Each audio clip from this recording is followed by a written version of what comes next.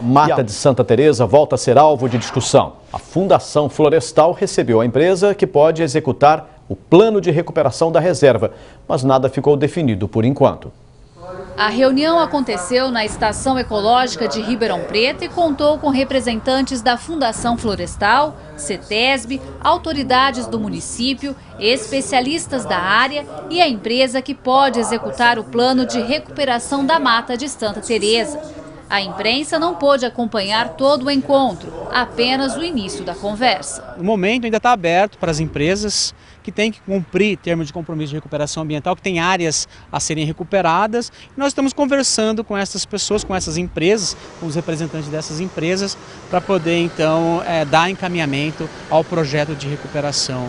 O presidente da Comissão de Estudos da Câmara, que acompanha o projeto, está de olho no prazo da execução. Nós queremos urgência, a recuperação tem que ser muito rápida, nós não podemos esperar mais, já está chegando uma nova época de estiagem, nós temos que estar preocupados com essa situação. Ribeirão Preto tem um índice de vegetação muito abaixo do que a Organização Mundial da Saúde recomenda.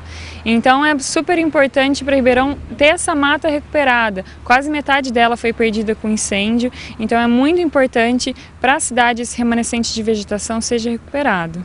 Ainda não ficou definido qual empresa vai executar o plano de recuperação da mata. Outras reuniões vão acontecer e vai depender do aval da CETESB e depois da aprovação final da Estação Florestal. A gente vai fazer isso com muita calma, com muita tranquilidade, para que seja um projeto muito bom. A Mata de Santa Teresa tem 154 hectares e quase metade foi destruída pelo fogo.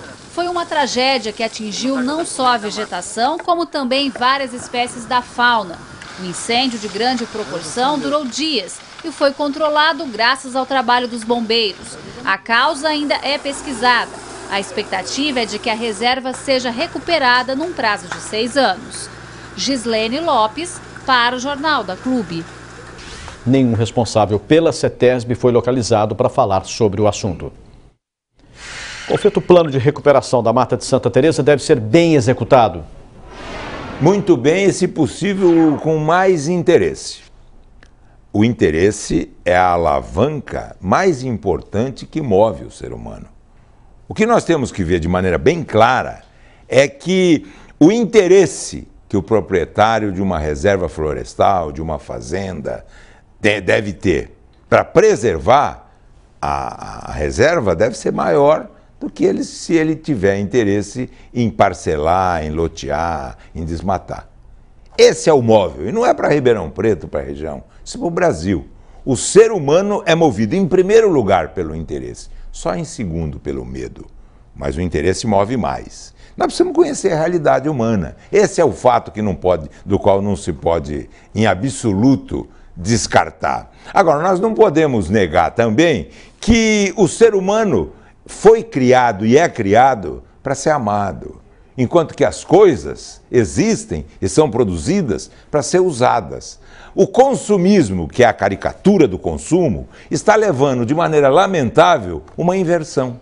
As pessoas passaram a ser usadas e as coisas a ser amadas. E na medida que nós temos essa inversão, nós temos o surgimento do consumismo, que é a caricatura do consumo e a deformação da economia de mercado. É esse exagero que precisa de ser coibido e que nasce exatamente do fato de a economia utilizar de início, pega os livros dos anos 30, livros de economia dos anos 40, a história da ciência que mostra claramente a sua evolução. Nós tínhamos o quê? Quais são os fatores de produção? Recursos naturais transformados em matéria-prima. Então a madeira para a indústria da construção civil, a madeira utilizada no desmatamento para a indústria de móveis e outras atividades.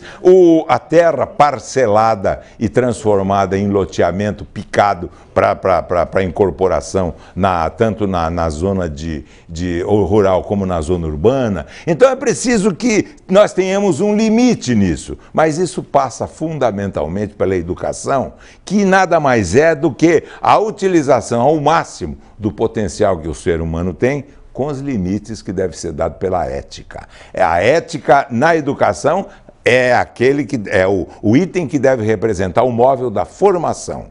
Já quanto ao conhecimento, é da formatura. Então nasce num aspecto de consciência, não nasce em outra área que não seja esse que nós acabamos de falar. Nós temos que entender que o ser humano superior é governado pela ética, o ser humano inferior é que é governado pela lei. Na medida em que a ética prepondera, nós passamos a respeitar todos, a começar por interesse, fundamentalmente, o meio ambiente e, portanto, as reservas florestais. Isso.